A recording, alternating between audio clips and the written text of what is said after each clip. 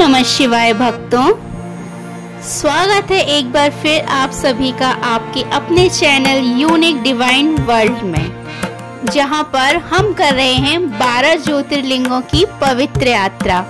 और आज फिर मैं आपके सामने लेकर आ चुकी हूं एक और नया वीडियो, जो कि हमारी इस पवित्र पावन यात्रा को आगे बढ़ाएगा।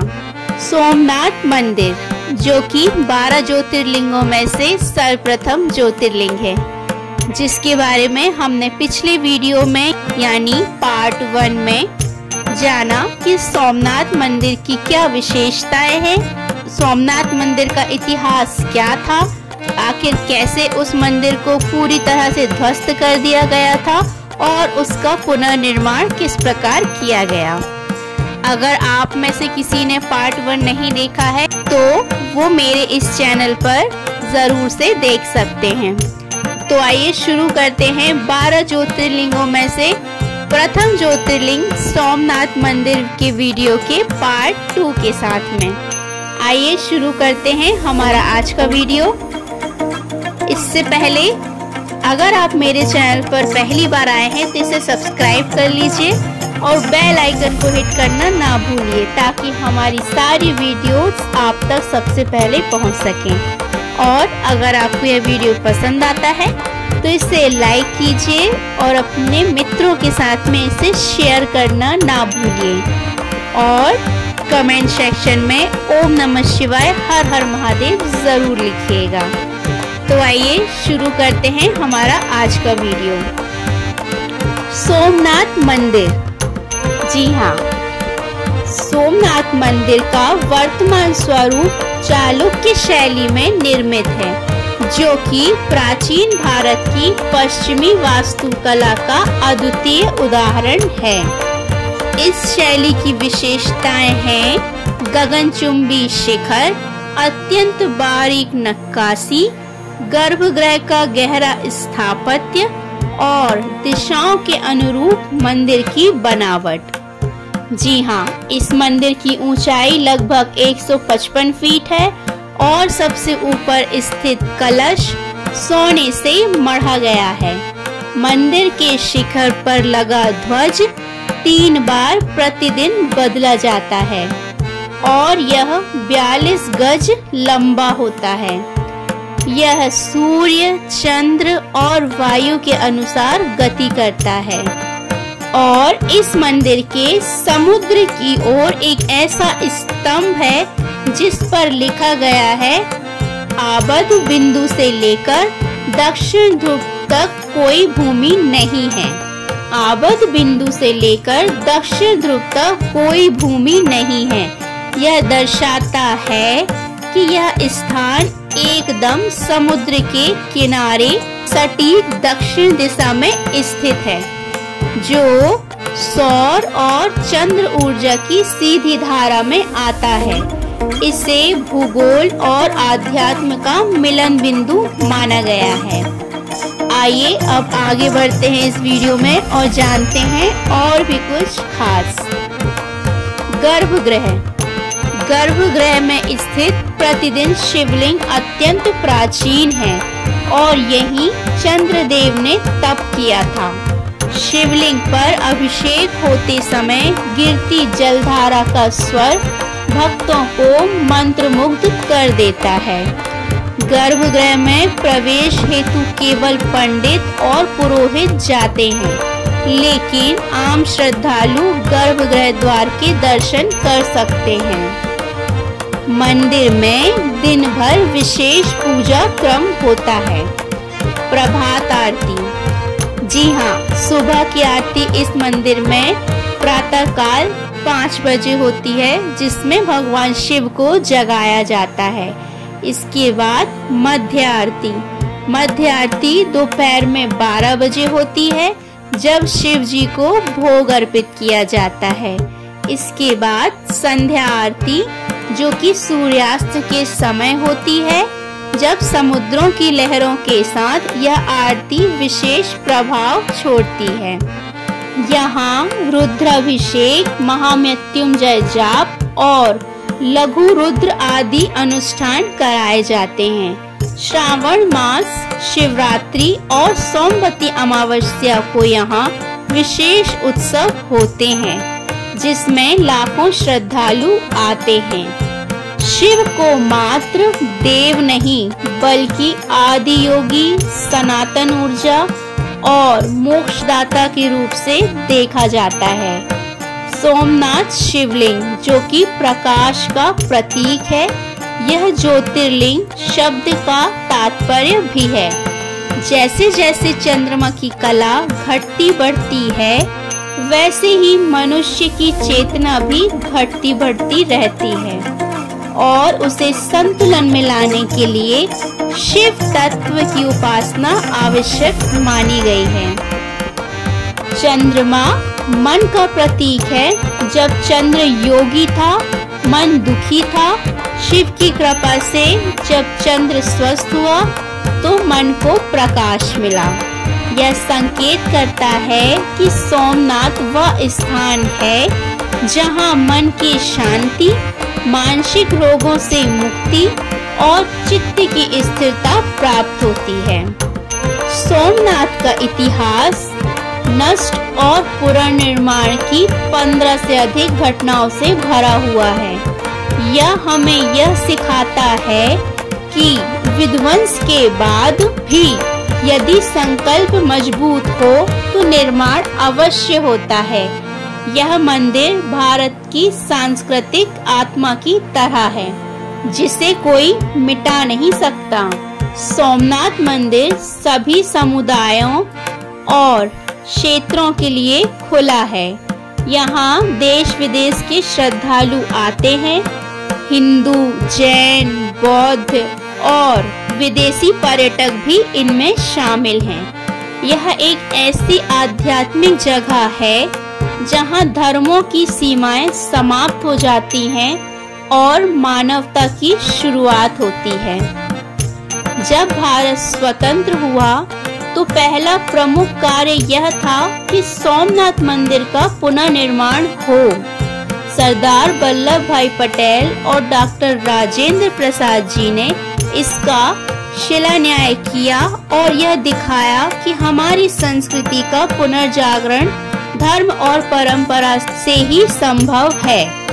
आज सोमनाथ मंदिर केवल धार्मिक स्थल नहीं बल्कि भारत का एक प्रमुख तीर्थ और पर्यटन केंद्र है। हर साल लाखों श्रद्धालु यहाँ आते हैं, विशेषकर महाशिवरात्रि, श्रावण मास, सोमवती अमावस्या और कार्तिक पूर्णिमा पर। गुजरात सरकार ने इसे शिव सागर यात्रा के रूप में प्रचारित किया है, जिससे देश विदेश के यात्री यहाँ पहुँचते हैं। आइए अब जानते हैं कि आखिर सोमनाथ मंदिर की जब हम यात्रा करते हैं तो हमें किन किन चीजों का अनुभूति और अनुभव होता है। सबसे पहला, सागर की लहरों की शांत गूंज। जी हाँ, जो भी व्यक्ति सोमनाथ आने वाले यात्री जो होते हैं, उन यात्रियों को और उन भक्तों को सोमनाथ मंदिर आने से सागर की लहरों की शांत गूंज का परिचय होता है। सूर्यास्त के समय समुद्र पर शिव ध्वज का लहराना बड़ा ही आकर्षक लगता है। गर्भगृह में रुद्राभिषेक का दिव्य अनुभव और मंदिर की प्राचीन गुफाएं और संग्रहालय। इसके बाद और सबसे बढ़कर आत्मा की गहराई से शिव का साक्षात्कार होना। ये सारे तथ्य हमें सोमनाथ मंदिर पर अनुभव जरूर होते हैं। सोमनाथ मंदिर विश्व भर के सनातन धर्म प्रेमियों, योगियों, साधकों और इतिहासकारों के लिए भी एक गहन केंद्र है। America, England, Nepal, Fiji, Mauritius, Sri Lanka जैसे देशों से भी भक्तगण यहाँ नियमित रूप से आते हैं। मंदिर का आधुनिक डिजिटल दर्शन केंद्र, ऑनलाइन बुकिंग सिस्टम और श्रद्धालुओं के लिए भजन संध्या व संस्कार सुविधा इसे आज के युग से जोड़ता है। सोमनाथ ट्रस्ट जो मंदिर का संचालन करता है, गुजरात सरकार और श्री नरेंद्र मोदी जी जैसे वरिष्ठ नेताओं के सहयोग से इसे और भी सशक्त बना रहा है। सोमनाथ का उल्लेख कई ग्रंथों में मिलता है, जैसे कि स्कंद पुराण, शिव पुराण, ऋग्वेद, महाभारत। स्कंद पुराण में इसका प्रभास क्षेत्र का विस्तृत वर्णन मिलता है। शिव पुराण में चंद्रमा श्राप कथा का वर्णन मिलता है। ऋग्वेद में समुद्र किनारे तपस्या स्थल के संकेत बताए गए हैं और महाभारत में श्री कृष्ण का अंतिम निवास यानी प्रभास क्षेत्र का वर्णन किया गया है। सोमनाथ मंदिर न सिर्फ आध्यात्मिक बल्कि भारतीय स्वाभिमान का प्रतीक बन गया है। महाकवि कालिदास जी ने मेघदूत में प्रभास क्षेत्र का उल्लेख किया। गुजराती साहित्य, संत वाणी और भक्त कवियों ने इसे प्रेरणा का स्रोत माना। भारत में कई मंदिरों की रचना सोमनाथ शैली से प्रभावित है, विशेषकर पश्चिम भारत में। मंदिर के गर्भगृह के ऊपर लगे चित्र और भित्ति चित्र गाथाओं को चित्रों से जीवंत करते हैं। सोमनाथ वंदना, सोमनाथ स्तोत्र और ओम नमः शिवाय की संगीतमय प्रस्तुतियां मंदिर में नियमित होती हैं। अन्य भक्ति संस्कारों जैसे अनूप जलोटा और शंकर महादेवन ने भी सोमनाथ से जुड़े स्तुतियों की रचना की है। आइए अब आगे बढ़ते हैं।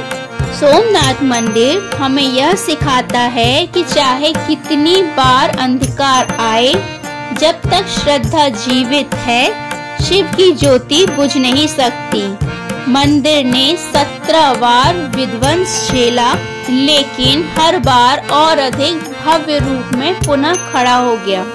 सोमनाथ मंदिर का अस्तित्व केवल पत्थरों से नहीं बना, यह बना है भक्तों की आस्था, समर्पण और संघर्षों से लड़कर फिर खड़े होने के जज्बे से।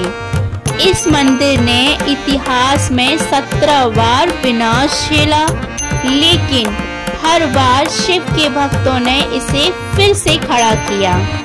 यह हमें यह सिखाता है कि ईश्वर में अडिग श्रद्धा और अपने मूल्यों में विश्वास हो तो दुनिया की कोई भी ताकत आपको मिटा नहीं सकती। सोमनाथ न सिर्फ एक मंदिर है, वह एक संदेश है जिसे कोई मिटा नहीं सकता, क्योंकि वह केवल ईंट पत्थर का नहीं बल्कि श्रद्धा का स्वरूप है। तो ये था हमारा आज का वीडियो, जिसमें हमने जाना कि सोमनाथ मंदिर कितना पवित्र, कितना पावन और हर एक भक्त की आस्था से जुड़ा हुआ है। इस वीडियो के अंत में जाते जाते मैं आपसे एक और विशेष बात कहना चाहती हूँ, जो कि यह है कि हमारे जीवन में भी कई बार चंद्रमा की तरह घटती बढ़ती ऊर्जा आती है, जब हम निराश, अशांत और खोए हुए महसूस करते हैं। ऐसे समय में सोमनाथ हमें याद दिलाता है कि शिव की शरण में जाना, आत्मा को उजाले की ओर मोड़ना और अपने कर्म, ध्यान और भक्ति से स्वयं का पुनः निर्माण करना, यही जीवन की सच्ची दिशा है। जिस प्रकार चंद्रदेव को शिव ने क्षय से मुक्त किया, उसी तरह हर साधक जो शिव की शरण में आता है, वह अंधकार से प्रकाश की ओर अग्रसर होता है। सोमनाथ मंदिर कोई बाहरी मंदिर नहीं, बल्कि यह हमारे भीतर का शिव स्वरूप है, जो बार बार टूटता है, लेकिन हर बार बढ़ी हुई शक्ति से फिर से खड़ा होता है। हर बार जब जीवन की लहरें हमें गिराने की कोशिश करती हैं, तो भीतर का सोमनाथ कहता है कि खड़े हो जाओ, तुम भी ज्योतिर्लिंग हो। तो साथियों, अगर आपको सोमनाथ ज्योतिर्लिंग की यह अद्भुत यात्रा प्रेरणादायक लगी हो, और अगर आपने इसमें सिर्फ मंदिर नहीं बल्कि जीवन का सत्य और साहस महसूस किया हो तो इस वीडियो को लाइक करें, कमेंट करें और शेयर करें ताकि शिव का प्रकाश और भी लोगों तक पहुंचे। और अगर आपको ऐसे ही 12 ज्योतिर्लिंगों की हर कथा को विस्तार से सुनना चाहते हैं तो इस चैनल यूनिक डिवाइन वर्ल्ड को सब्सक्राइब करना ना भूलिए, क्योंकि हम अभी चल रहे हैं इस पवित्र यात्रा पर जो कि है 12 ज्योतिर्लिंगों की यात्रा। आज हमने इस वीडियो में सोमनाथ मंदिर के बारे में वर्णन किया जो कि 12 ज्योतिर्लिंगों में से सर्वप्रथम ज्योतिर्लिंग है और यह वीडियो 2 पार्टों में डिवाइड है, पार्ट 1 और पार्ट 2। अगर आपने पार्ट 1 नहीं देखा है तो आप जरूर से इसे देख सकते हैं। आज का सोमनाथ मंदिर का पार्ट 2 वीडियो यहीं पर समाप्त होता है। मिलती हूँ आपसे नेक्स्ट वीडियो में एक और ज्योतिर्लिंग की पवित्र यात्रा के साथ में। तब तक के लिए आप सभी खुश रहिए, अपना ख्याल रखिए और भगवान शिव का ध्यान करते रहिए। शिव आपके जीवन में प्रकाश बने, यही हमारी शुभकामनाएं हैं। ओम नमः शिवाय, हर हर महादेव।